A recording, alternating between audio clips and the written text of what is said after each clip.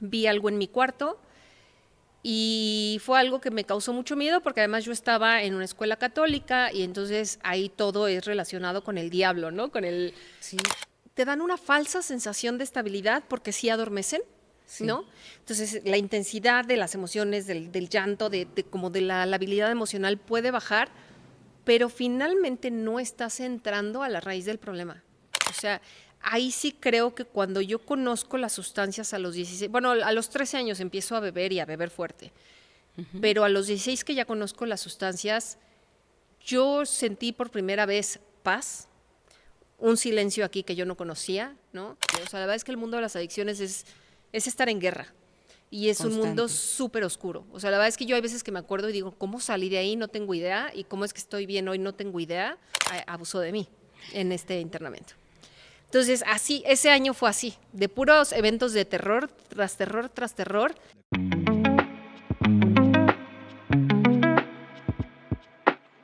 Charlando con Marilú Zanella.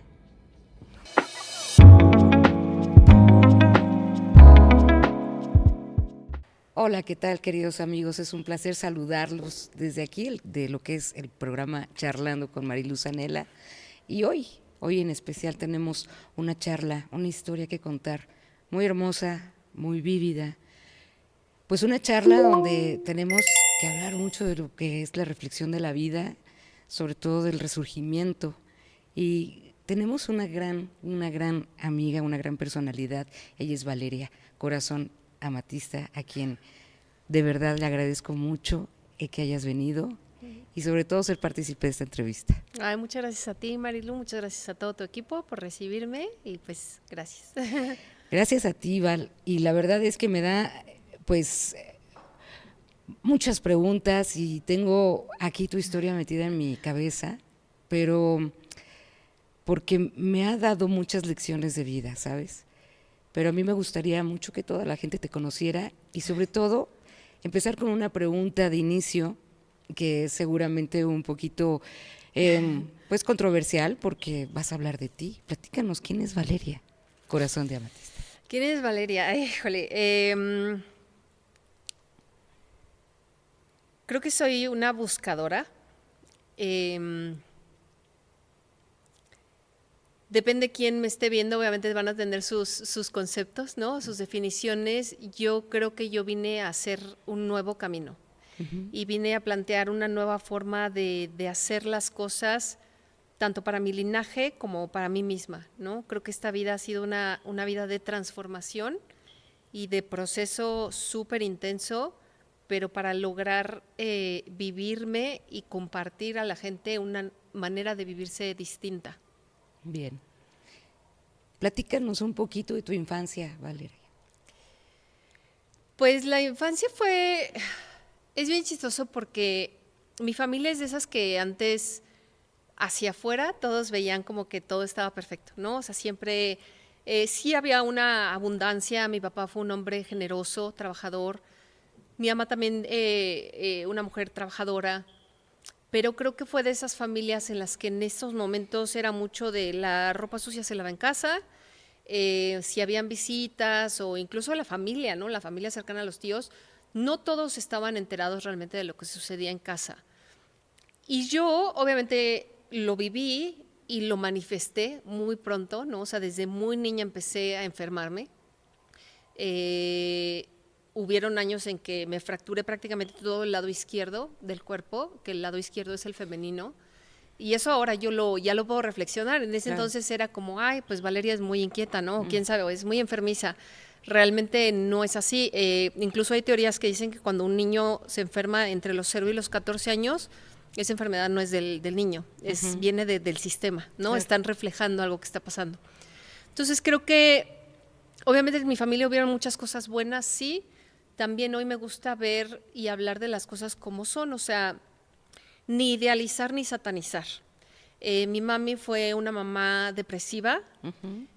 Cuando yo estaba muy chiquita tuvo un intento de desvivirse. Eso obviamente impactó.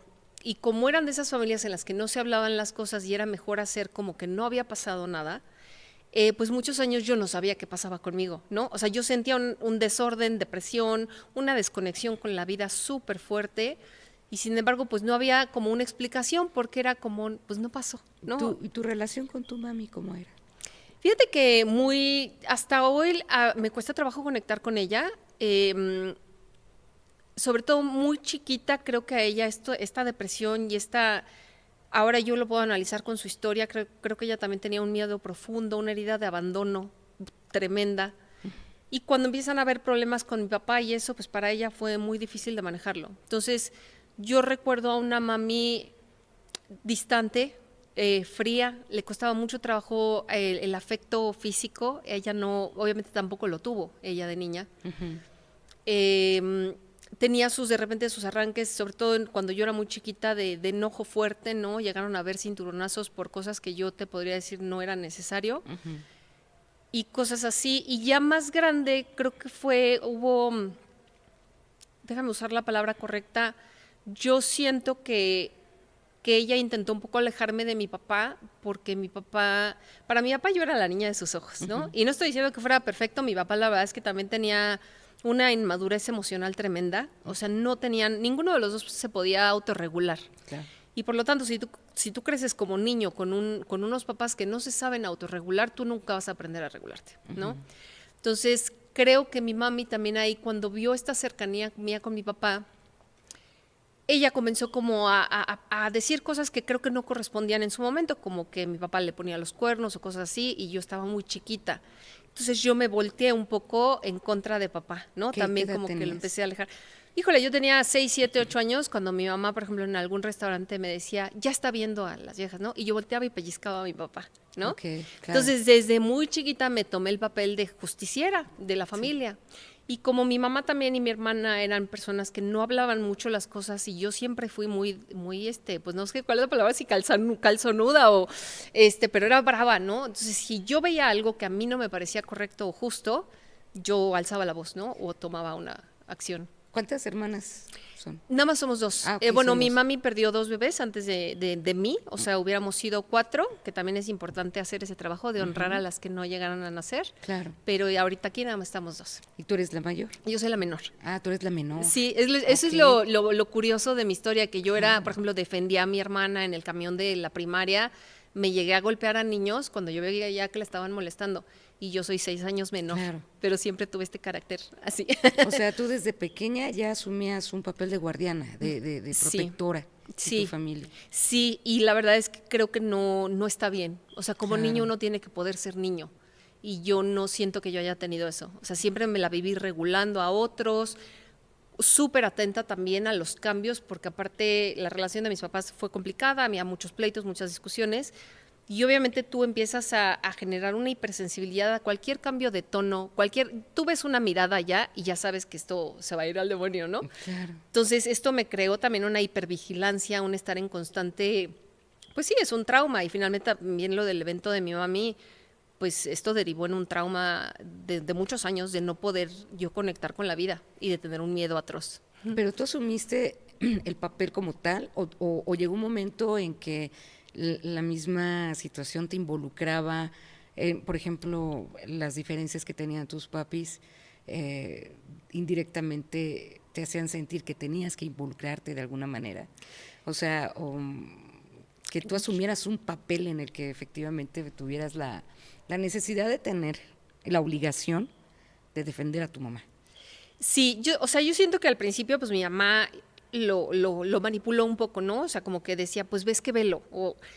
Pero también en algún punto yo siempre, que eso es algo que hasta la fecha he tenido que trabajar, pero siempre he tenido como un sentido de la justicia muy claro, ¿no? Entonces, si a mí, en esa edad que obviamente no puedes entender que las relaciones son complicadas, ¿no? Y que estas cosas ocurren, en ese momento yo lo interpretaba como esto está mal, ¿no? Y yo tengo que decirlo. Entonces sí creo que también había una parte de mí que sentía que así estaba haciendo yo un poco de justicia o de poniendo un orden que yo no estaba viendo. Claro, claro.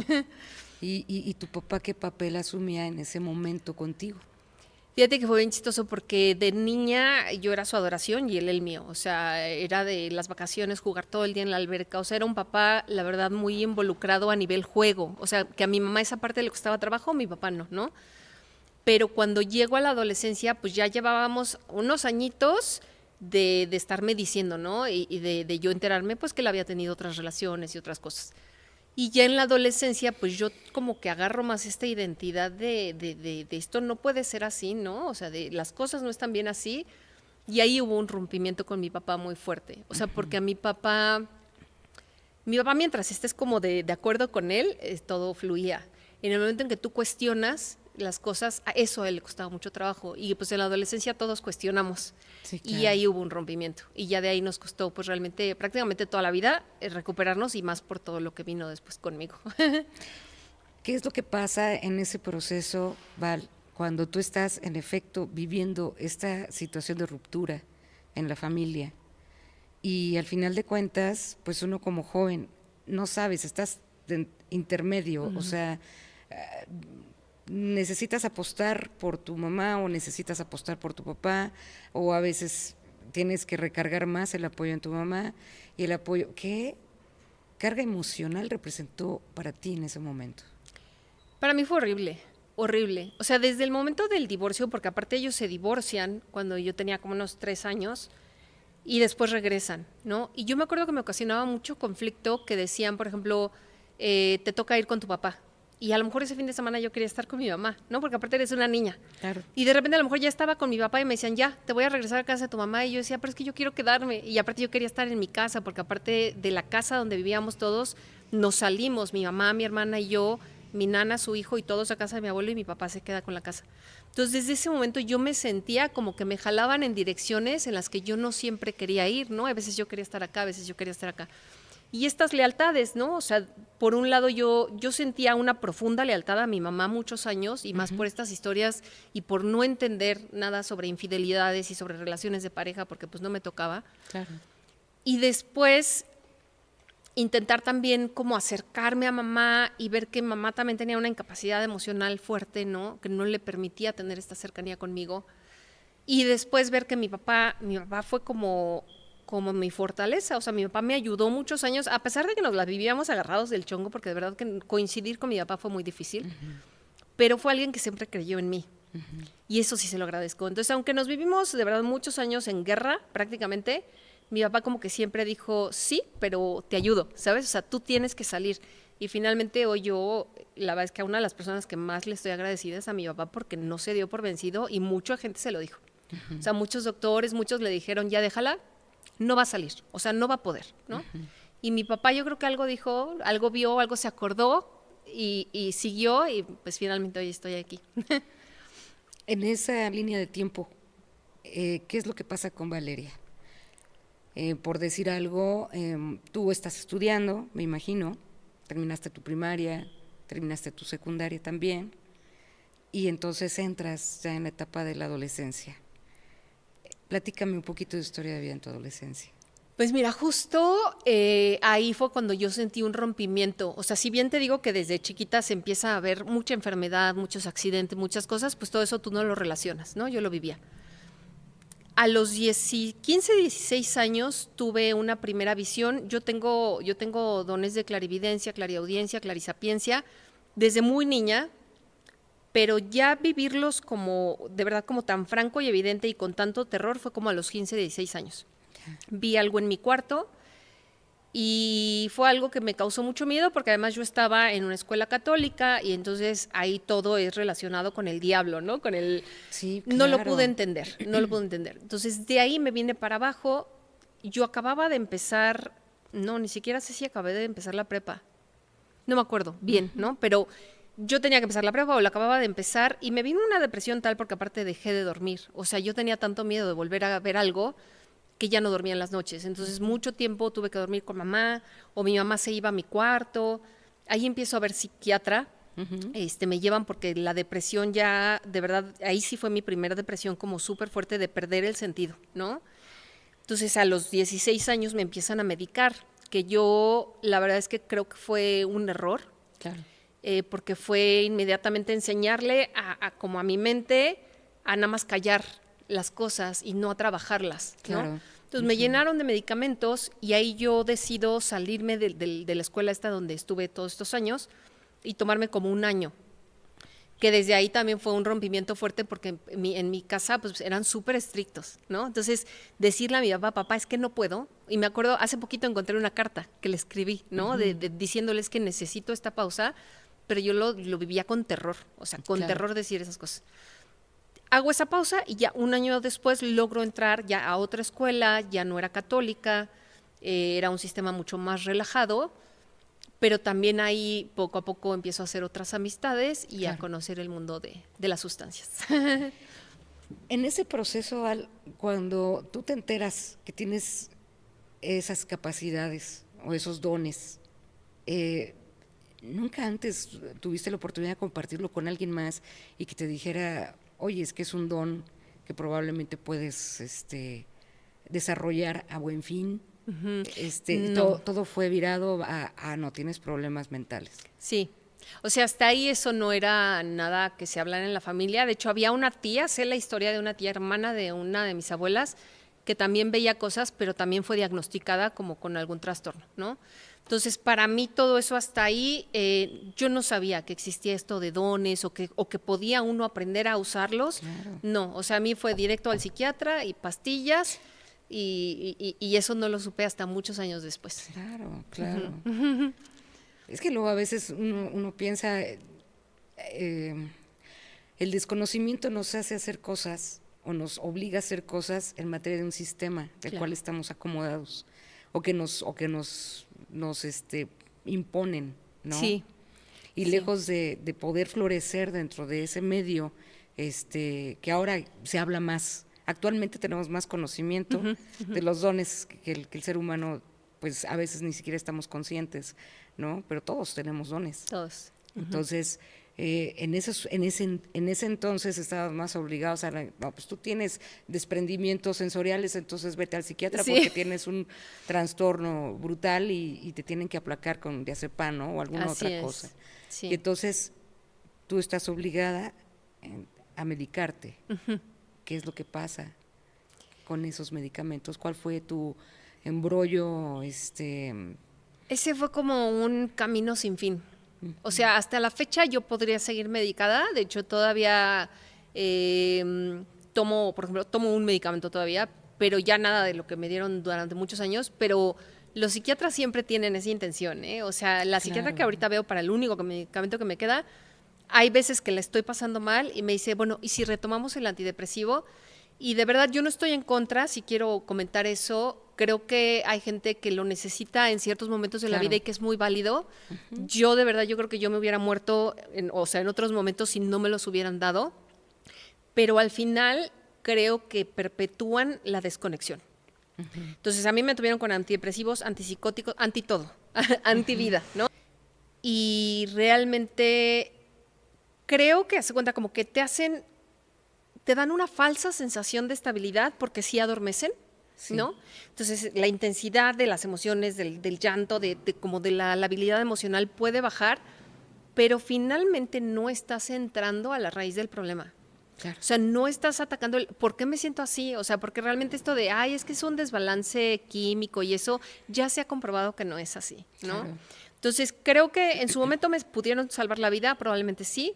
Yo hoy de verdad me tendrían, no regreso a eso. Prefiero, por ejemplo, cuando vuelvo a tener periodos de ansiedad o que el trauma se activa o cosas así, prefiero microdosis de psilocibina. O sea, prefiero alternativas naturales que realmente te hagan contactar, no adormecer, porque adormecer te va a funcionar un tiempo. Claro. Después de cierto tiempo no te va a funcionar y eso es lo que a mí me pasó, que un tiempo lograba yo estar bien, después me volvía a desestabilizar y mandaban más. Claro. Y más, ¿no? Y luego ya nada más, ya no saben ni qué te mandan, pero te las van cambiando, te hacen unas combinaciones y además eso te da unas reacciones adversas tremendas porque están combinando cosas que nunca se han estudiado, cómo funcionan en esas combinaciones. Entonces yo ya llegó a un punto en que de verdad me sentía mucho peor que si no me dieran nada y ahí fue también cuando digo, esto tiene que parar. Vale, y bueno, a lo mejor voy a retomar un poquito. Sí, claro. De todas las cuestiones de los dones, porque hay una pregunta que me está floreciendo. ¿Cómo te diste cuenta que si nos puedes platicar alguna anécdota, Sí, claro. que ha de ser muy interesante. Sí, pues mira, desde niña yo veía cosas, nada más que obviamente lo vivía un poco con miedo y eso fue lo que desató esta visión a los 15, 16 años. Yo primero soñé y o sea, soñé cómo era yo de niña y que yo le decía mucho a mi mamá, hay alguien en el cuarto. O sea, podía sentir como presencias. Y mi mamá, obviamente, como todas las mamás de ese entonces, me decían, no, no hay nada, te cargaban y tan, ¿no? Ujú. Entonces, después de que sueño eso y que me despierto, le dije a mi mamá, oye, mamá, yo veía estas cosas, sentía estas cosas, ¿verdad? Porque yo no lo recordaba, o sea, a mí ya se me había borrado. Y mi mamá me dijo, sí, o sea, muchas veces sentiste esas cosas, pero no te preocupes, ¿no?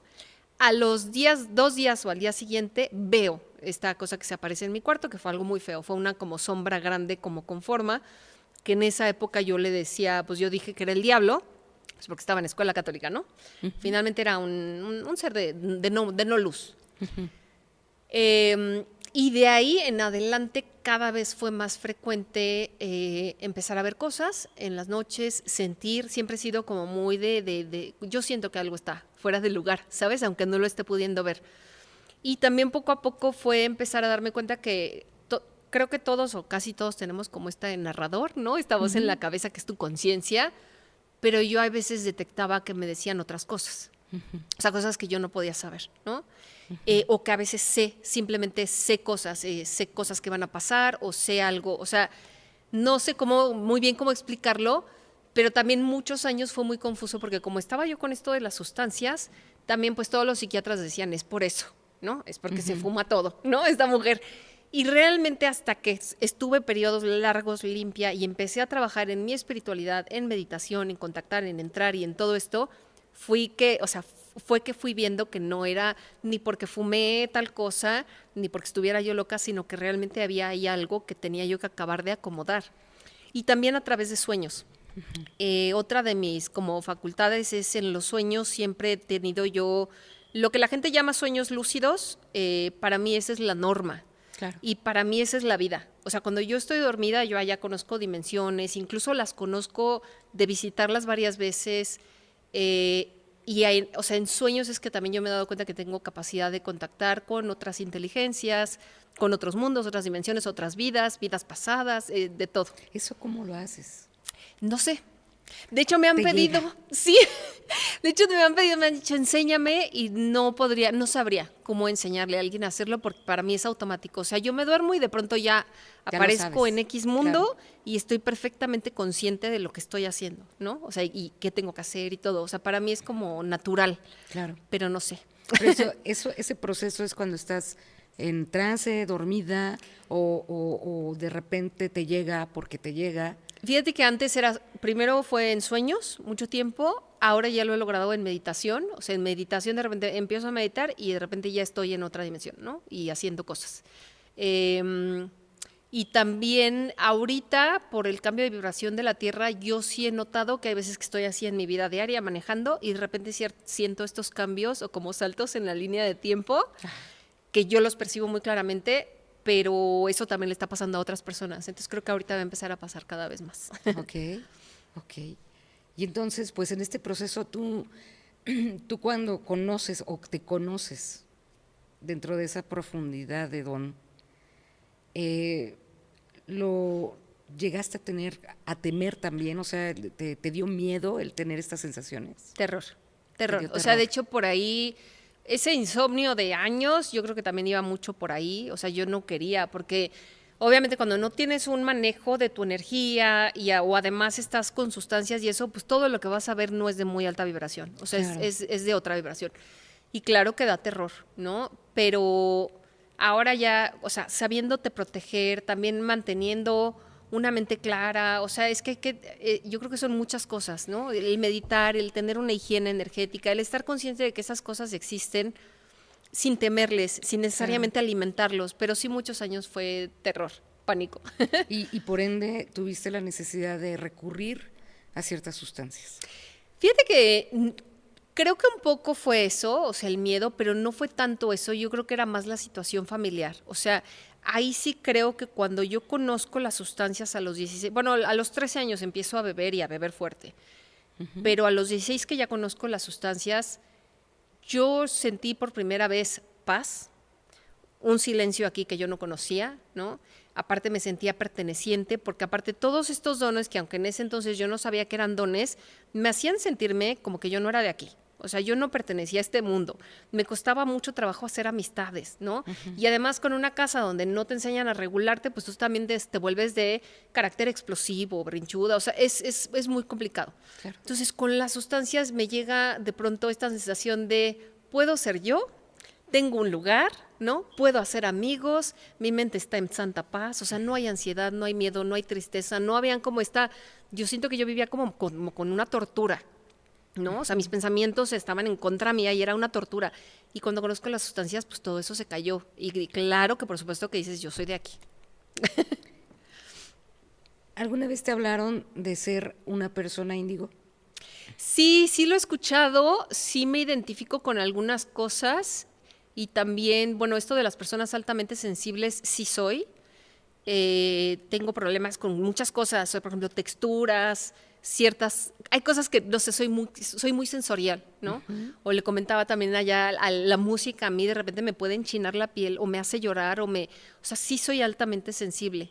Ya lo de índigo, pues a ver, pero sí lo he escuchado. Estaría muy interesante Estaría saberlo interesante. porque por todo lo que me platicas y yo he leído, no soy erudita en el tema de ninguna manera, pero he escuchado mucho de que precisamente las personalidades índigo tienden a, en primer lugar, a tener ese proceso de sentirse en el rechazo. En la familia, evidentemente, de que no encajan, incluso se sienten desconectadas con el mundo. No tienen una correlación social, sino al contrario, más bien hacen una íntima relación con la soledad. ¿Qué hay con tu soledad? Sí. Fíjate que muchos años la sufrí, o sea, porque yo sentía que tenía que ser de otra forma y eso es algo que me gustaría compartirle a la gente. Habemos gente diferente y está bien. O sea, esto de la normalidad de verdad es el mito más grande que se nos ha podido enseñar aquí en este mundo. Y ahora gozo mucho, de hecho a mí me encanta estar sola, ya no lo sufro, incluso muchos años, pues obviamente incluso tomas actitudes tóxicas para no estar solo, ¿no? Salir con quien sea, o me la vivía de fiesta, o sea, evitando a toda costa estar esos momentos conmigo. Y ahora para mí, de verdad, yo estar en mi casa un fin de semana, ¿sabes? Escribiendo, o con mis gatitas, o viendo, o sea, estar conmigo ahora es un placer, pero me tomó muchos años aprender a hacer eso. Claro, claro, Sí. porque todo fue un proceso de aprendizaje, de autoconocimiento, Sí. porque además yo creo que el estar bajo el yugo de las sustancias era porque hasta cierto punto necesitabas encontrar un refugio y tratar de encontrarte a ti misma, ¿no? De saber Sí. quién eras. Sí. Era como una especie de búsqueda. Fíjate que sí, o sea, a nivel, digo, aquí en este sistema muy 3D siempre te van a pintar la adicción como una enfermedad, ¿no? Mental, incurable y tan. Pero los que hemos visto esta parte desde el mundo energético y desde otro punto de vista, las personas que caen en adicciones son los buscadores del alma. Entonces, son gente normalmente que va a romper en búsqueda de una mejor manera, ¿no? De hacer las cosas para ellos y incluso para su familia. Entonces, sí creo que para mí fue una búsqueda que obviamente no es que yo se la sugiera a nadie, o sea, porque es una búsqueda en la que no todos salen, ¿no? Y que muchos se quedan ahí y se pierden. Sí. Pero que los que hemos logrado salir de ahí, realmente creo que tenemos algo bien valioso. Y a mí, de verdad, de mis personas favoritas en el mundo son nadie. O sea, porque son gente de verdad sensible, carismática, con un potencial enorme y nada más está como metiéndoles el pie aquí la sustancia, pero en cuanto la dejan, son personas que de verdad tienen muchísimo para dar, muchísimo. Claro, claro, porque te activas ciertas, me imagino que ciertas, pues también neuronas o sistemas, porque nuestro hemisferio cerebral es inmenso y entonces a través de lo que son las sustancias también te hacen... Creo que te abren, ¿no? o sea, te abren y te ayudan a ver muchas otras cosas que la gente no ve. También creo que generan mucha confusión, o sea, sí no me gusta idealizarlas, sobre todo lo que son sustancias ilícitas, ¿no? Claro. O sea, las plantas maestras es otra cosa. Pero también creo que estar en ese mundo hace que tú también, uno, conozcas el sufrimiento y de una manera muy directa Claro. y muy terrible. O sea, la verdad es que el mundo de las adicciones es estar en guerra. Y es un mundo Constante. súper oscuro. O sea, la verdad es que yo hay veces que me acuerdo y digo, ¿cómo salí de ahí? No tengo idea. Y cómo es que estoy bien hoy, no tengo idea. Pero realmente es un mundo horrible. Y entonces la gente que logra salir de ahí son gente que normalmente, o sea, si logran hacer su trabajo, pues se vuelven empáticos, se vuelven muy compasivos. O sea, tú ya ves algo así y sabes lo que está sufriendo esa persona, ¿no? Y dejas de opinar a la ligera, porque también creo que mucha gente es como, ay, no, ve al marihuano ese o qué sé yo, y lo hacen como muy despectivamente y no saben que hay toda una guerra allá adentro y que además no es que uno quiera. Claro, O sea, nadie quiere perderse y estar viviendo en la calle y sin comer y sucio y siendo asaltado, violentado. Nadie quiere eso. O sea, claro, realmente no. claro. Pero los que lo logran vivir y salir de eso son gente bien, pues bien amorosa. O sea, finalmente ya conociste el infierno y ahora lo que quieres es ayudar a otros que estén ahí a que puedan salir y encontrar su salida de ahí. Sí, Tú tuviste que tocar fondo. sí, muchas veces. ¿Qué sustancias eran las que, pues de alguna manera tú consumías? Mira, yo fui todóloga, pero sí están muy marcadas las etapas y que ahora también que he estudiado más me hace mucho sentido porque cada sustancia te habla de una carencia, ¿no?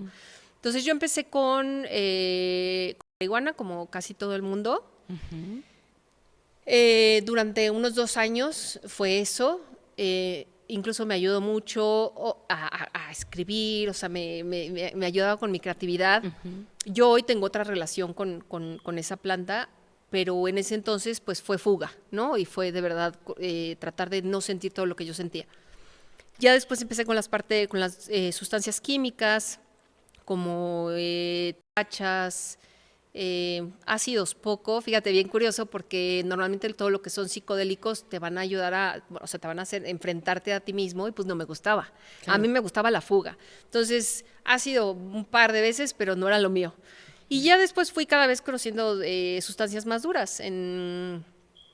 A los 20, 21, fueron como unos 8 meses con heroína, no sé si lo puedo decir así, pero bueno. Y regresando de Estados Unidos, fue ya cocaína muchos años en todas sus versiones, o sea, de hecho la consumía en las versiones más fuertes. A mí no me gustaba inhalarla. A mí me gustaba vía intravenosa o fumada, ¿no? Y esos fueron muchos años, que ahí me hace mucho sentido porque en esos años yo creía que yo estaba en guerra con papá. Y normalmente las personas que consumen estimulantes hay un vínculo roto con papá. Sí. Y después, ya cuando mamá fallece, finalmente yo logro desintoxicarme de todo eso, estoy 5 o 6 años limpia, 5, y me mandan todo el tratamiento de opiáceos, que ahí sí fue fentanilo, morfina, oxicodona, todos al mismo tiempo, todos en sus máximas dosis, y estuve ahí otros 5 años, y normalmente los opiáceos hablan de un vínculo roto con mamá. Sí. Y es bien curioso porque yo este vínculo roto con mamá yo no lo había detectado hasta que empiezo a recordar esto de su intento, ¿no? De su depresión, de esta como desconexión, y ahí es que vuelvo yo a sentir también el terror, porque, o sea, lo que la gente no sé si no se dan cuenta o no hablan, cuando hay una mamá o un papá que no puede conectar con la vida, tú lo que sientes es que te vas a morir. O sea, así lo vive un niño. Un niño no te entiende, ay, es que mamá está deprimida, pero realmente no pasó nada. O sea, si tú ves a tu mamá que se te está yendo, tú lo interpretas como yo no voy a poder salir de esto, ¿no? Porque tú dependes enteramente como bebé Claro. de tus papás.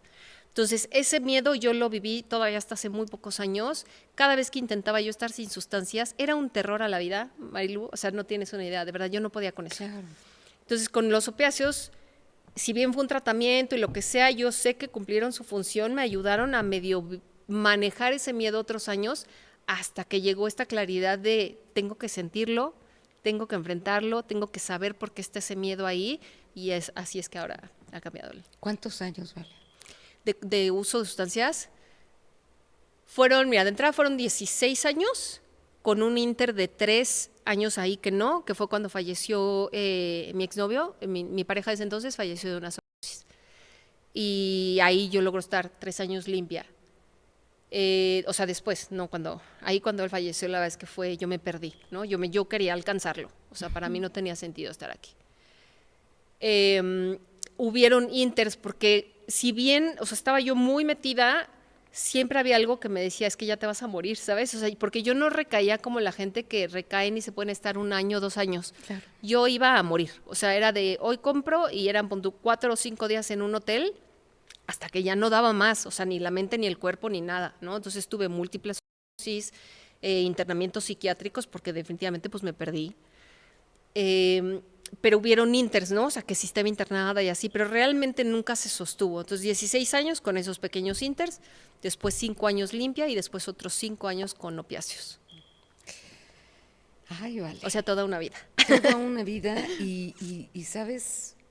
A mí me hace pensar mucho precisamente en la juventud actual, que yo creo que nunca estamos preparados para poder sobrellevar lo que es pues nuestra forma de educar, por ejemplo, ya cuando eres padre, ¿no?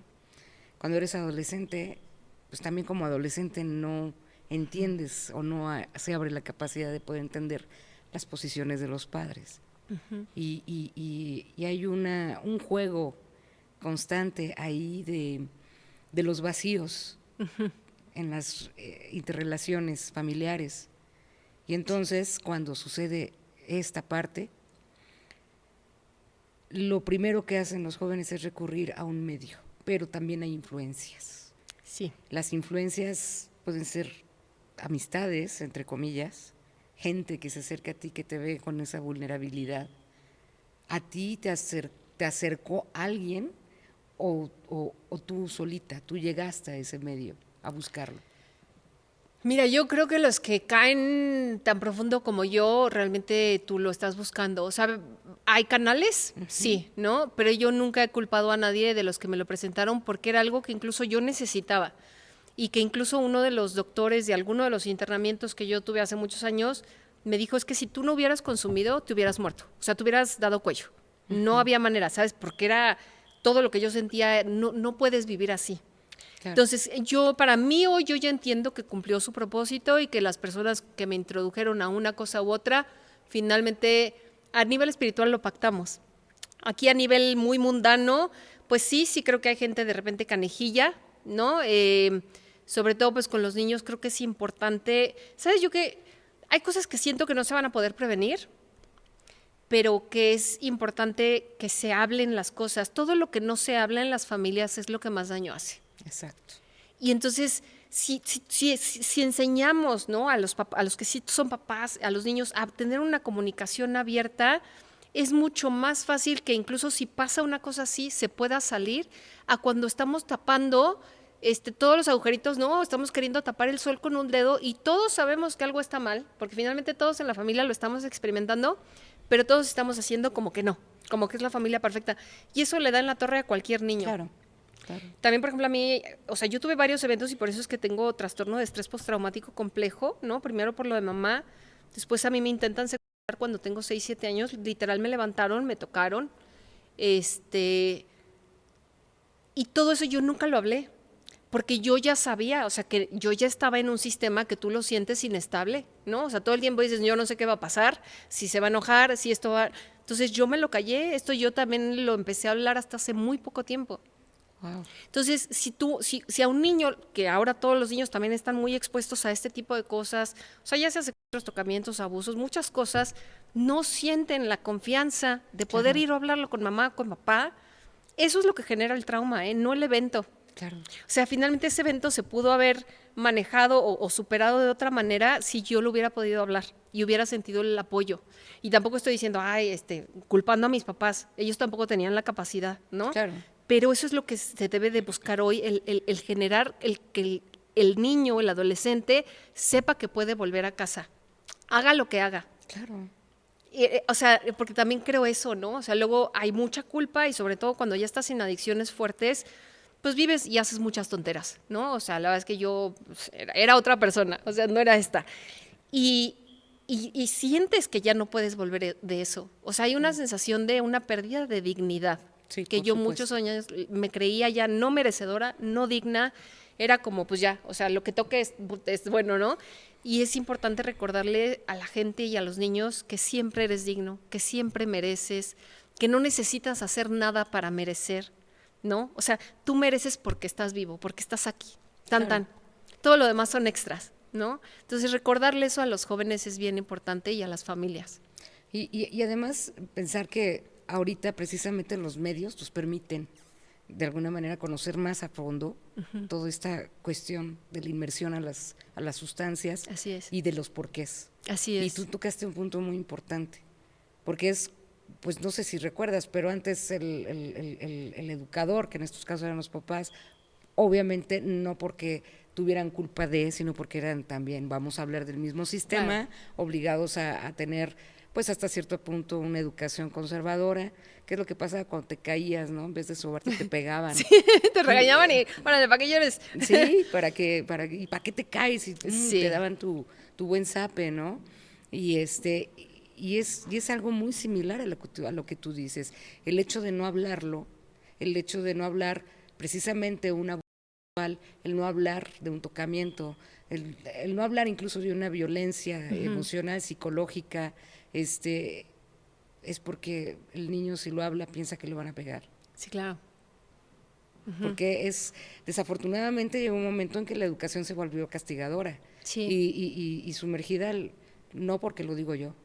Sí, claro, sí, sí. No ¿No? había un No razonamiento, había era un nada más aquí razonamiento. mando yo. Sí. Exactamente. Entonces, ahora no, ahora ya las condiciones creo que están más a nuestro favor, pero tiene que haber una conducción para hacerlo, pues yo creo que más efectivo, más productivo y que cause, yo creo que un efecto reversivo a las intenciones de ir hacia a lo que voy es la comunicación, como bien dices, tiene que ser amplia y sobre todo no juzgadora, porque sí, de repente la sociedad se convierte en los peores jueces, Sí. de como si de repente hay un evento como tal, lo primero que hacen es el señalamiento sin Claro. saber que pues también en sus dominios existen situaciones ocultas Claro. o de conocimiento y que lo mejor es no voltear a ver, ¿no? Y en tu caso, Val, entonces, ¿qué es lo que pasa en este camino al momento de tocar ese fondo donde pruebas todas estas sustancias, ya te ves perdida, ya te ves que no tienes salida también, que estuviste constantemente en psiquiatría internada? Entonces, ¿qué es lo que detona para que tú hagas un cambio de 190 grados? Fíjate que es un camino, es largo. A mí me gusta mucho transmitirle esto a la gente que está consumiendo, porque hay veces que uno entra al internamiento y crees que un internamiento es ya, ¿no? O sea, te va a cambiar la vida. Y hay veces sí, ojalá, son los menos. Hay veces no, y hay veces que toca intentarlo una y otra vez. Y eso es lo único que yo de verdad doy gracias a Dios, que soy bien necia para bien y para mal. Entonces, cuando no quería, ¿sabes? Pero ya que empecé yo a ver que no me estaba funcionando, porque también esa es la cosa que te dejan de dar servicio. O sea, los primeros años, claro que es la nube rosa y me siento súper bien. Y sigues sintiendo un vacío. Sí, pero ya después, por más que te metas y por más que consumas, el miedo está ahí, la sensación de no ser suficiente y además le vas agregando. Porque como ya hiciste cosas, ¿no? O tuviste que robar, o tuviste que... Lo que hayas tenido que hacer, entonces va creciendo la culpa, la vergüenza, esto que decíamos de la indignidad, y ya no hay sustancia que te tape eso. Entonces yo siento que, si bien desde mi primer internamiento yo lo pedí, a los 23 años, mis papás dijeron que ellos no sabían que yo consumía, yo no sé qué tan cierto era, porque para mí era muy evidente, o al menos yo ahora que sé, ¿no? Porque hasta en las comidas familiares, o sea, yo me subía a mi cuarto, ¿no? Y bajaba así y ni comía, ¿no? Claro. Pero yo ya ahí, yo empecé a sentir que ya no había un control. Yo trabajaba y yo tenía que consumir todo el día donde trabajaba, o sea, y me entraba y salía al baño, entraba y salía al baño, ¿no? Y me empecé a asustar. O sea, yo dije, es que esto ya no está padre, ¿sabes? Ya no puedo parar, ya no es como que, ay, el viernes en la fiesta, o viernes y sábado, ya era de Claro. todos los días y dije, esto se está poniendo feo. Pido ayuda y me interno. Y de ahí, así fueron muchísimos, ¿no? De sentir que no podía o que recaía y de plano sí hubieron un par que no era que yo quisiera internarme, pero si no me hubieran internado probablemente me hubiera muerto, ¿no? O sea, mis papás era de rescátala y anéxala, ¿no? O sea, me llegaron hasta anexar. Tú nunca te pusiste un alto, sino Simplemente seguías y seguías y seguías. Sí, o sea, hay veces que yo sí lograba pedir ayuda, ¿no? Porque me asustaba o tenía una dosis y decía, no, pues sí, ya no está padre, pero hay veces que no, o sea, hay veces que tenían que casi casi sacarme de los pelos, ¿no? Y internarme incluso a fuerza, ¿no? O sea, no bajo mi consentimiento.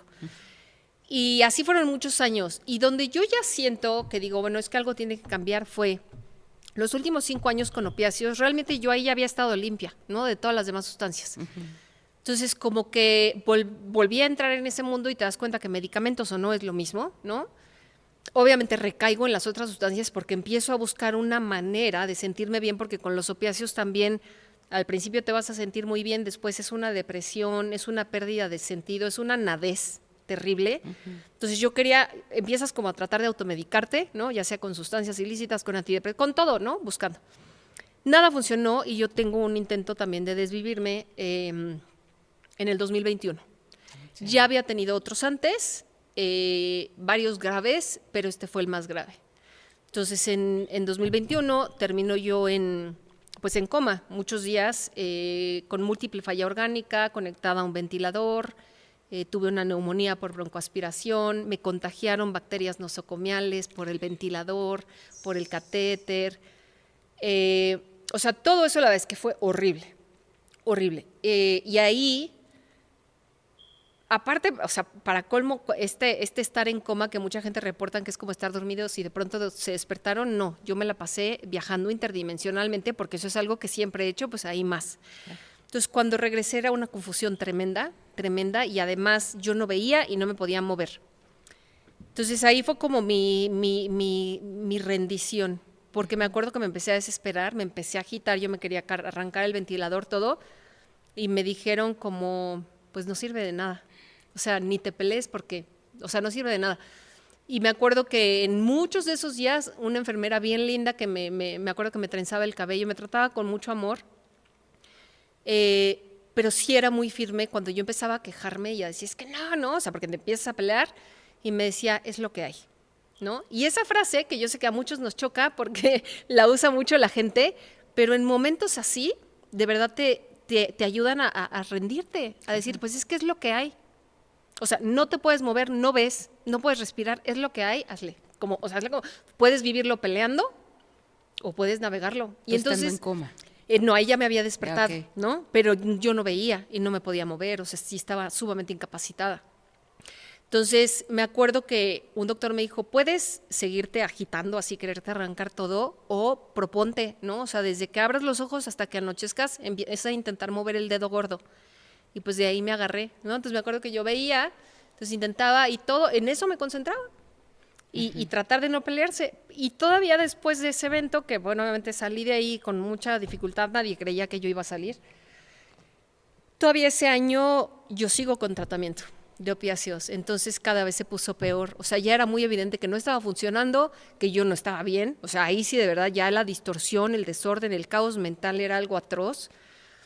Y tuve otros episodios de violencia muy fuertes en ese año. Se metieron a mi casa, me golpearon. Otro sanador que me recibió después de mi tratamiento, o sea, después de que estuve en coma, yo no quería irme a un hospital psiquiátrico normal porque yo sentía que las medicinas no me estaban ayudando. O sea, ya había esa claridad de me están haciendo esto más difícil.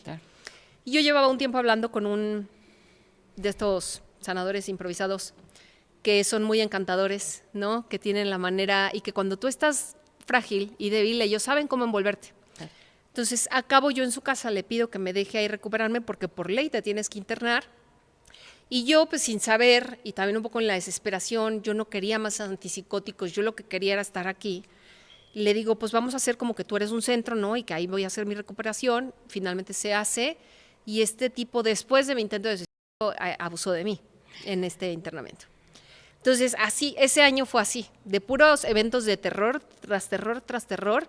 Y ya hacia el final de ese año dije, ¿qué está pasando? O sea, sí ya, ahí ya tienes que voltear la pregunta para acá porque de verdad, o sea, hombres violentos y locos y abusadores y viejas locas y todo, en todo el mundo hay.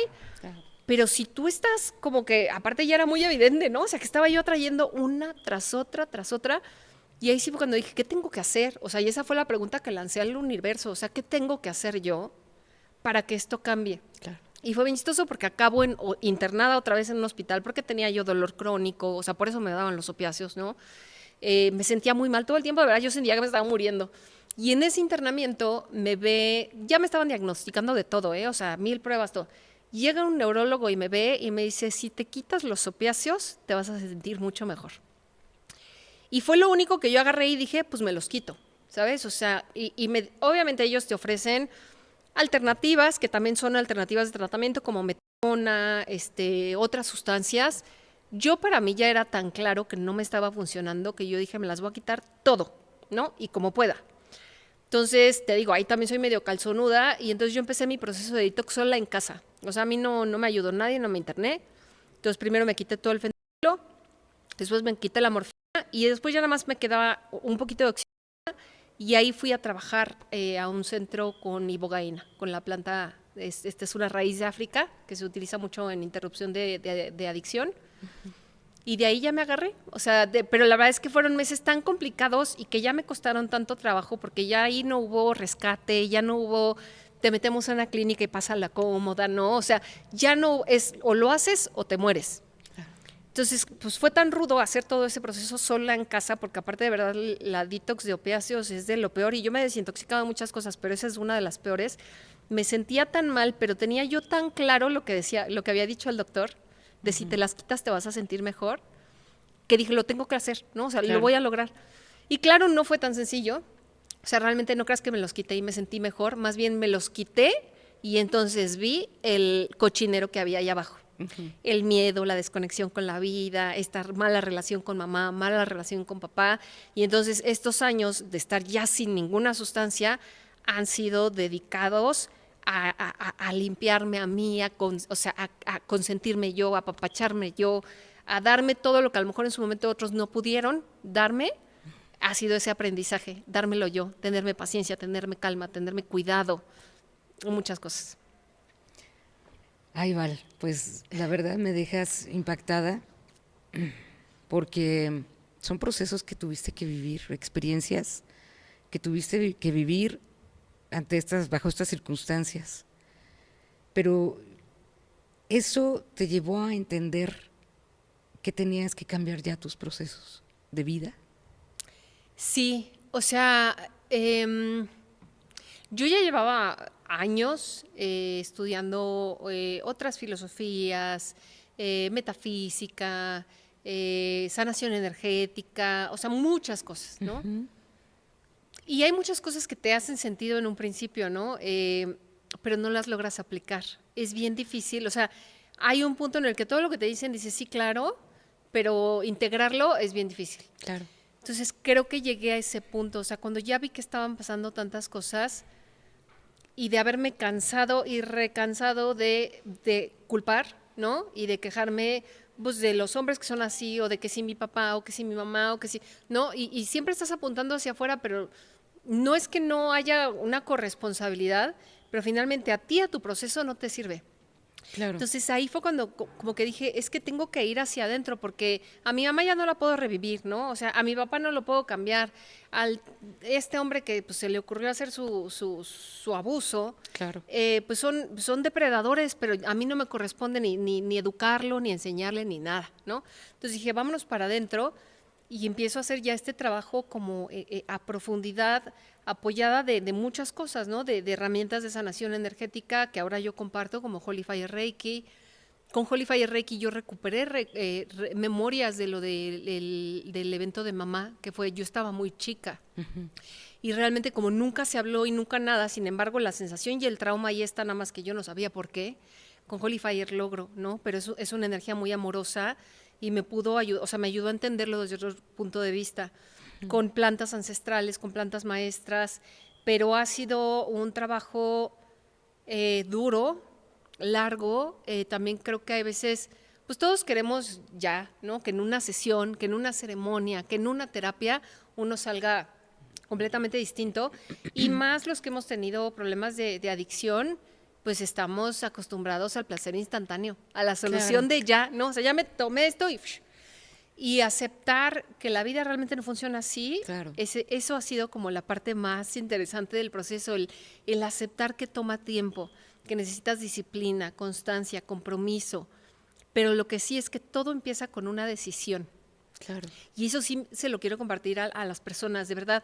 Si tú un día dices, es que esto ya no, o sea, aquí ya no me está funcionando, toma la decisión y de ahí de verdad por todos lados te llega ayuda, ¿sabes? O sea, el universo tiene una manera de ayudarte, porque hay gente que se atora con él, pero yo no podría internarme, o yo no podría pagar un tratamiento de ibogaína, o yo no podría, sí, te juro que si tú le pones la decisión al universo, todo se te va acomodando. Claro, claro, pero además en esa parte yo creo que es también conciliarte en relación con los negativos que existen dentro de uno, ¿no? Porque tú eres una persona muy fuerte, por lo que percibo,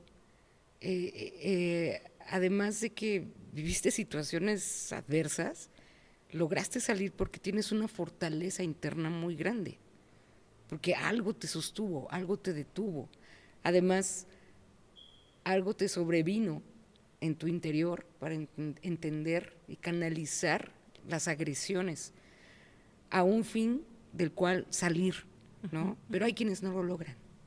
Hay quienes se mantienen en un estado incluso de, pues, no sé si sea la palabra correcta, porque no quiero tampoco equivocarme y de ninguna manera hacer ningún señalamiento de nada, de victimizarse, tal vez, ante esa problemática o justificación para continuar con.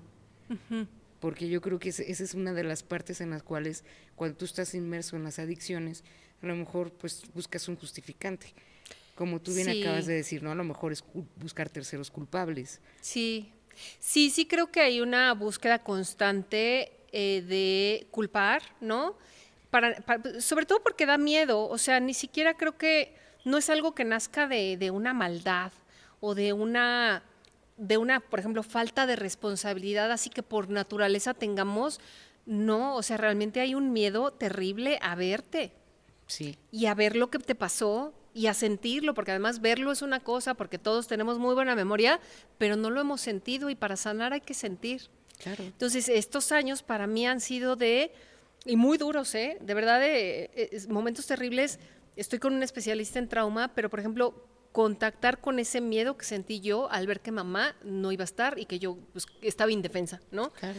Entonces, sentirlo. Y es por momentos, o sea, yo sí les digo, tengan mucha paciencia, porque no es algo que hoy ya, yo lo sentí, oye, ya se me quitó. No, a mí hay veces se me vuelve a aparecer, ¿no? Del miedo. Sí, por supuesto. Pero ahora lo que sí hago es que en lugar de, antes se aparecía el miedo y era que me meto, que me tomo, que me hago, y ahora lo siento, lo veo, y a lo mejor no en el momento, ¿no? Hace un par de días también tuve unas circunstancias así que me alteró mucho, y de momento como cualquier persona, hago mi berrinche, me enojo, miento madre, lo que quieras, pero después, unas horas después, ya sé que la única solución va a ser ir hacia adentro.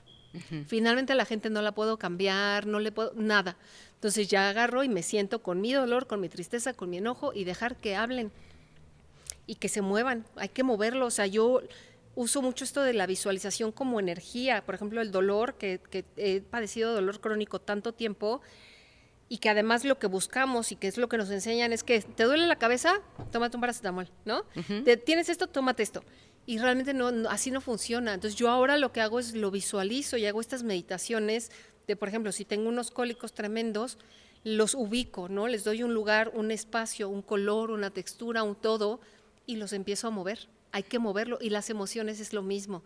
Claro, las emociones a veces dan más miedo, ¿no? O sea, hay gente que no quiere volver a sentir lo que sentiste cuando fuiste abusado o cuando muchas cosas, pero ahí es cuando entra mucho el acompañamiento terapéutico, el acompañarse de gente que sepa también sostenerte en esos momentos, porque tampoco lo tiene uno que hacer solo, ¿no? O sea, yo ahora ya me doy mis clavaditos sola porque ya sé que puedo, pero al principio era siempre a mi terapeuta, amigos, échame la mano, o sea, me siento mal, ya no quiero el otro camino, pero todavía no sé cómo. Claro. Pero siempre va a haber quien te sostenga también. Y en este camino, ¿cuál fue tu primer experiencia espiritual?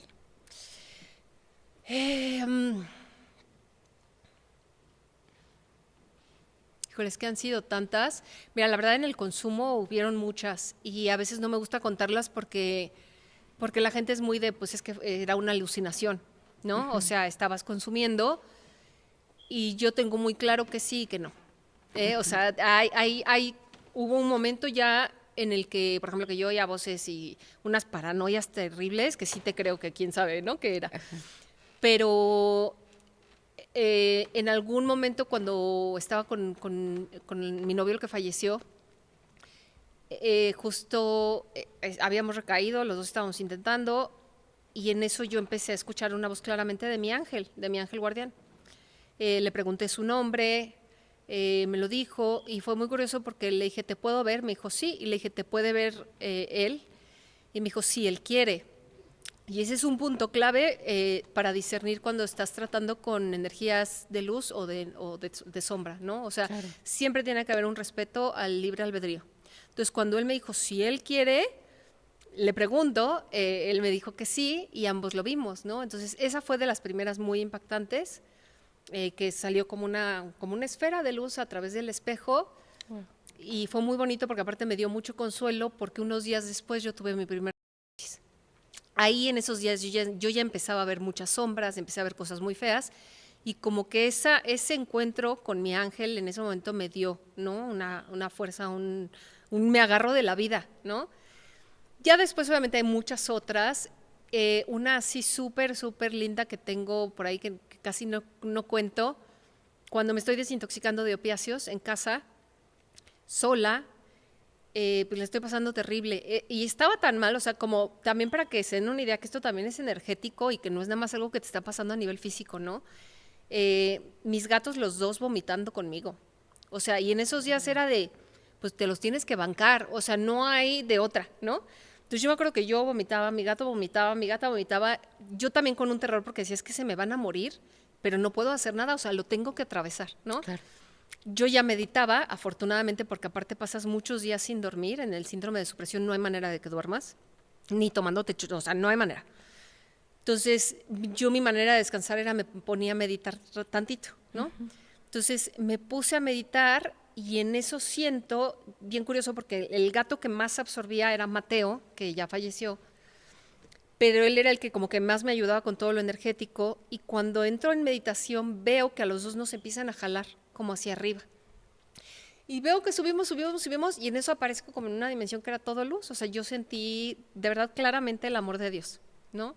O sea, todo lo sentí, era amor, era perfecto. Sentí que a los dos nos llevaron, yo creo que de verdad nos hicieron una actualización, un apoyo, porque estaba muy rudo y aparte no estábamos recibiendo apoyo de ninguna manera, ¿no? Y fueron, o sea, aquí fueron yo creo que unos minutos, allá yo sentí que estuve un buen rato, ¿no? Que tuve esta sensación de ser cobijada, abrazada y sostenida. Y ya cuando regresé fue también como que me dio más impulso de decir, híjole, la estoy pasando bien mal. Y no, claro que no cambió, o sea, en cuanto regresé me seguía sintiendo mal, Claro. pero ya hay una conciencia de hay algo más grande que tú que te sostiene y te acompaña en todos los momentos de tu vida, ¿no? Entonces de ahí, esa es otra de las que he tenido así muy impactantes. Ay, Val, pues la verdad es que es algo que me tiene completamente asombrada, porque fíjate, las canalizaciones de la energía tienen mucho que ver con este presente. Antes, brincos, diéramos que nos hablaran, Ay, sí, claro que ¿verdad? sí. Porque antes no se hablaba nada, No. nada de esto. No. Entonces, el despertar viene ahora, donde es claro y evidente y comprobable que las energías, como tú bien dices, tienen mucho que ver con nuestro trabajo interno, emocional. Que todas las enfermedades y todas las cuestiones, incluso hasta pues estos vacíos mentales o más bien vacíos emocionales, las canalizamos pero a través de un lado físico que es el único que nos han enseñado a entender o a tratar, como bien dices, ¿no? Es como el psicólogo que dice, tú quieres que venga aquí, que te cure de algo, que es como pedirme de que te dé una aspirina cuando te entierras una astilla, Sí. ¿no? Pero pues el dolor te va a regresar en cuanto se termine el efecto del paracetamol, porque la astilla la vas a tener ahí enterrada. Sigue enterrada, Entonces, claro. lo que hay que hacer es quitarte la astilla para que te deje de doler definitivamente. Claro.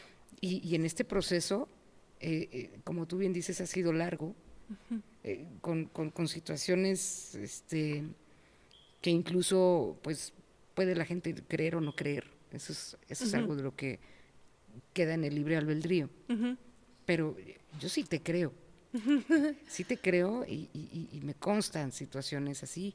Sí. Sin embargo, en este proceso de lo que es la sanación, entonces empiezas a darte cuenta que ya hay una conexión más allá y tienes y confías ya en tu proceso de sanación. Sí. ¿Cómo lo empiezas a ejercer? Al principio fue como de las cosas, tuve que hacer las paces con que iba a ser incómodo. Normalmente queremos sanar como nos enfermamos, que es pasándola bien, ¿no? O sea, pues cuando tú empiezas a consumir no te la vas a pasar mal, ¿no? Entonces, uno quiere sanar así y la verdad es que no hay manera. Entonces, primero fue hacer las paces con que iba a ser incómodo. Y todavía me acuerdo que cuando fui a lo de la ibogaína, que, híjole, bendita medicina, de verdad es una de mis maestras más grandes. Esa fue la primera vez que a mí me muestra que yo he vivido aterrada. Aterrada. O sea, yo ni sabía, ¿eh? Yo llegué así como a ese internamiento diciendo, pues es que ahora me mandaron opiáceos, ¿no? Benditos doctores.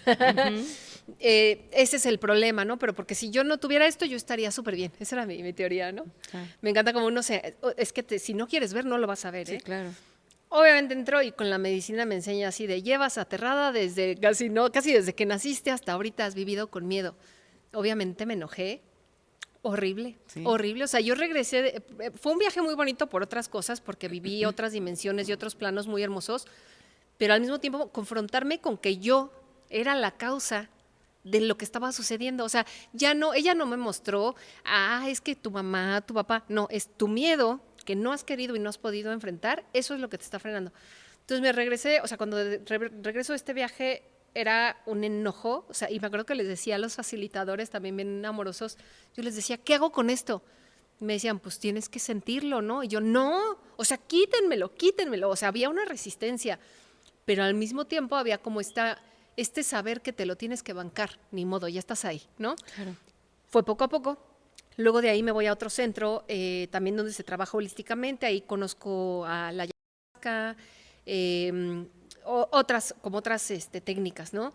Y ahí también me acuerdo que hasta se rió mucho uno de los que facilitaba la medicina y el temazcal, porque mi primer temazcal yo estaba así de, no, es que yo no voy a poder, a mí me duele todo, a veces que me duele la espalda, cómo voy a estar sentada en el piso, o sea, peleándote con todo el proceso y que a la mayoría de los adictos los vas a ver así en sus internamientos. Yo ahora que he ayudado a otros en su proceso, es típico, ¿no? Claro. Que todo te incomoda, todo te molesta y nada puedes, ¿no? Y ese mismo facilitador, ya cuando acabo yo mi internamiento, me dijo, ay, ¿cómo te quejabas, hija? Me dijo, tú de verdad que todo te dolía, todo, nada podías, ¿no? Ya el último temazcal que hice ahí, pues lo aguanté perfecto, me la pasé muy bien, pero hay que hacer las paces con eso, con que va a doler, va a ser incómodo, no te tiene que gustar, o sea, no todo, hay momentos muy lindos, sí, pero no, o sea, cómodo no es. Y no es mágico, y no es una ceremonia y ya, ni una terapia y ya, requiere mucho trabajo, mucho compromiso y acostumbrarse a que hay que sentir, que los adictos no queremos sentir, hay que sentir. O sea, la única manera de sanar va a ser sintiendo. Queridos amigos, de verdad comenten, hagan sus comentarios, compartan este programa que está maravilloso con Val, sobre todo con esta charla que estamos teniendo, porque de verdad nos dejan, nos está permitiendo conocer todos estos procesos y no por morbo, es para poder hacerlo de forma preventiva. Nuestros jóvenes son ahorita nuestro mayor arma de que este mundo cambie, que lo podamos transformar en un aro de luz y sobre todo estamos dejando en los jóvenes enseñanzas muy importantes y no podemos permitir que se nos pierdan en los rubros de los excesos. ¿Por qué? Porque son, al final de cuentas, son energías limpias, que lo único que se están tratando de pretender es limpiar. Perderlas dentro de esta pureza, y que yo creo que vale la pena que podamos empezar a trabajar con ellos. ¿Cómo sería ese proceso de poder llegar a los chicos y sobre todo que planteándoles una experiencia como la tuya y hacerlos ver que no necesitan pasar por ese proceso de alienaciones, se les llama así, para que ellos entiendan o puedan entender su proceso interno de crecimiento, de entendimiento sobre todo de sí mismos? ¿Cómo podemos hacerlo? Mira, o sea, las cosas que yo considero más importantes hasta ahorita, uno, lo que comentábamos, el que se hablen las cosas, ¿no? En la familia, no importa que tú creas que es muy chiquito y no se dio cuenta, obviamente al nivel, ¿no? De cada edad, pero las cosas se tienen que hablar porque los niños no solamente se van a enterar, o sea, por ejemplo, en ese momento yo no supe, ay, mi mamá se intentó desvivir o "Ay, es una Claro. depresión", pero sabes que algo está mal, o sea, tu energía también lo siente, ¿no? Entonces, esa es una. La otra es trabajen en conectarlos, o sea, de verdad, no tanto teléfono, no tanta computadora, no tanto videojuego. Yo tampoco digo, ay, quítenselos todos, pero que sea más limitado el tiempo. O sea, un niño de 7 años no tiene por qué estar en el celular todo el día, de verdad no. Claro. Incluso, o sea, ya científicamente se ha comprobado que interfiere, o sea, con el desarrollo de tus neuronas, o sea, con todo. Ocasiona ansiedad, ocasiona adicción, o sea, ya no te vayas a necesitar una sustancia. Las pantallas generan una adicción tremenda porque estás liberando dopamina. Entonces, esa sería otra. Y la otra que yo creo es normalizar hablar del mundo energético, de los dones, Claro. normalizar ser, o sea, no ser normales, Claro. ¿no? O sea, hacerles saber a los chavos que está bien si no eres igual que todo el mundo, que Claro. puedes ser único, que puedes ser diferente, es más que a eso veniste. O sea, nosotros vinimos a dar cada uno nuestra joyita que solo tú tienes, porque no hay nadie más como tú, ¿no? Entonces, esta onda de uniformar, de repetir, de hacernos a todos iguales, eso le funciona nada más al sistema, a nosotros no. Entonces, yo quisiera que le ayuden a sus hijos a decirles, sé como quieras, disfruta, gózate, sé tú, sé raro, sé diferente, no pasa nada. Claro, claro, por supuesto. Y yo le añado otro punto, yo creo que es muy importante y que acabas de dar, porque yo creo que es un trabajo que incluso es más profundo. Dentro de esa misma comunicación como padres tenemos que aprender también a comprender los miedos de nuestros hijos. Claro. Si uno no se adentra a los miedos, crecen con ellos. Y efectivamente son sombras.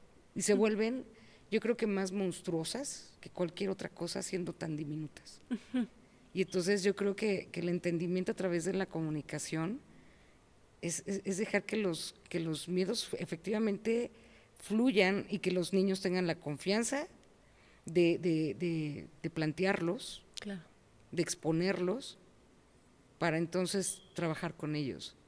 Sí. Porque tú acabas de dar algo, en la raíz del miedo es donde viene todo lo demás. Sí, sí.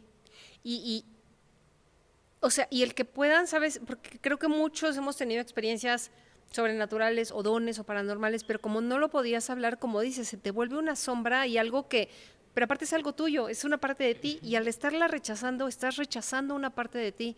Y eso se vuelve muy complicado, o sea, uno tiene que poder abrazarse todo, con lo bueno, con lo malo, con lo gris, con lo negro, con lo luminoso, con todo, ¿no?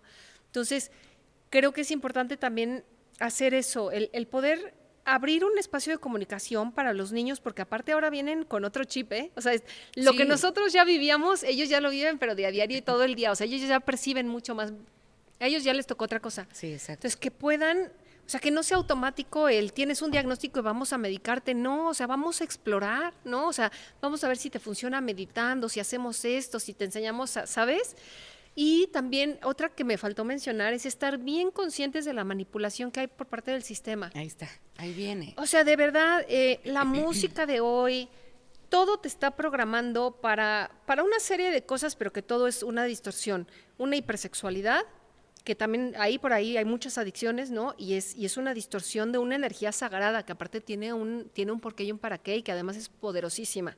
Entonces, es tan poderosa que lo saben bien, entonces ahora reggaetón, canciones vacías y todo para que se distorsione esta energía y es tan poderosa que se puede usar para otros fines. Claro, claro.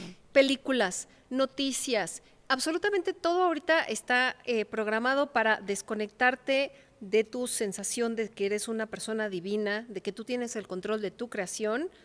Eso a todos se los han borrado, ¿no? Entonces todo depende de, o sea, mi bienestar depende de que el gobernante tal haga su chamba, ¿no? O de que, no, o sea, nos han enseñado a entregar nuestro poder y no. O sea, de verdad que a todos nos recuerden, el poder está en ti. ¿Y cómo lo haces uso de tu poder? Bueno, pues vete quitando todas estas cositas, ¿no? Que si la música, que si las películas, que si las noticias, que si estar hablando de puras cosas negativas. Por ejemplo, o sea, vamos a poder resolver la guerra allá. Y no es que no me importe, ¿eh? Pero o sea, si no la puedes resolver, ¿para qué estás trayendo esta energía No la hagas aquí? tuya. No la hagas tuya, exactamente. Fíjate que tú estás dando, híjole, puntos muy claves porque en los programas anteriores precisamente hablábamos acerca de la influencia del IA, de lo que es el IA a nivel tecnológico, y vamos a ponerle un nombre como tal, precisamente en relación de toda esta invasión que estamos viviendo.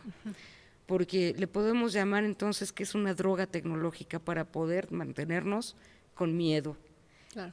dormidos, para que nosotros no fluyamos, para que no despertemos, porque ya al final de cuentas el poder de la luz, como bien hace un momento lo comentabas atrás de bambalinas, se puede decir, está emergiendo, ¿no? Entonces lo que tenemos que aprender es a diferenciar esas dosis tecnológicas que estamos recibiendo y que no todas son de verdad, no todas son pues sanas, que nos puedan hacer una conducción proactiva y productiva de ninguna manera, sino más bien es un degenere. Y ese degenere lo estamos compartiendo y sin querer también nos lo estamos llevando a nuestros hijos. Claro, sí. Y ese es un medio en el cual, acuérdense, esto nada más hay que ubicarlo dentro del ámbito productivo, nada más. Pero no ya como una medida de distractor durante las 12 horas del día, porque al final de cuentas te convierte en otra persona y sin querer te está manipulando, te está inyectando información que no debes de tener en tu contenido, en tu sangre, porque pues al final de cuentas te vuelves esa toxicidad que lo que ellos mismos quieren que te conviertas, ¿no? Así es, así es. Sí, y sobre todo que también pues favorece la desconexión. Exacto. O sea, y mientras estés desconectado no hay manera de entrarle a la vida como el ser divino que eres, ¿no? O sea, desconectado vas a seguir creyendo que todo depende de factores externos y no. Si yo te pusiera y te dijera, Val, en este momento tú te estás desprendiendo de tu cuerpo y entonces te estás viendo cuando eras niña y cuando eras adolescente. Y en ese pasaje de vida, ¿cómo te ves ahora? O sea, ¿cómo me veo ahora? No, pues, o sea, mira, para mí ahorita yo tengo una sensación de verdad de un triunfo y de que además valió la pena. O sea, si bien hay muchas cosas que desearía no haber tenido que vivir, claro, ¿no? O sea, no tampoco es que digo, ay, me la pasé re bien, ¿no? Pero o sea, hoy yo veo que todo eso lo puedo transformar y lo puedo canalizar. Entonces, para mí ha valido la pena y me gustaría, o sea, yo lo único que les diría, porque sabes que también tengo esta sensación de que lo que pasó es porque tenía que pasar, ¿no? Finalmente para que yo llegara aquí. Entonces, si bien no les puedo cambiar lo que han vivido ellas, sí me gustaría como, y lo he hecho en meditación, ir a decirles así de, todo va a estar bien, o sea, vas a estar bien y tú vas a salir de esta, ¿no? Entonces, eso también es algo que pueden hacer todos, ¿eh? O sea, entrar en meditación e ir a visitar versiones pasadas tuyas y hablarles y decirles, o sea, que lo vas a lograr. Vale, ¿y tú escribes entonces? Sí, sí escribo. Fíjate que desde niña fue algo que era como mi refugio. Ok. Ahí lograba yo sacar lo que sentía, lo que pensaba, lo que me confundía, todo. Y sin embargo perdí la conexión muchos años. O sea, lograba yo escribir desde acá, pero como muy sin alma. Y no me gustaba. O sea, para mí escribir tiene que estar conectado, si no, no Claro. sirve, ¿no? Entonces, como que me andaba yo peleando y tenía ya la idea de mi libro durante muchos años, pero no lograba ni dar más material porque no había conexión y editar me daba como, ay, ¿no? O sea, como qué fastidio. Y fue hasta hace poco que también tuve otro momento así de mis sanaciones y de mis terapias y eso muy revelador, donde me doy cuenta que estoy enferma y que he vivido con este dolor tantos años porque estoy buscando entender a través de la experiencia a mi mamá, ¿no? Porque aparte estaba sintiendo exactamente la misma frustración con mis gatitas, o sea, muchas cosas, y en ese momento como que me aclaran el panorama de, a ver, estás buscando entender y darle sentido a lo que tú viviste, ¿no? A través de la experiencia. Entonces me cae todo este 20 y fue ahí que reconecto con escribir. Fue bien chistoso porque es el poder creador, ¿no? También haces las paces con mamá, con la vida y vuelves a poder crear. Entonces ahora sí terminando mi libro, que espero que pronto salga y que muchos lo compren.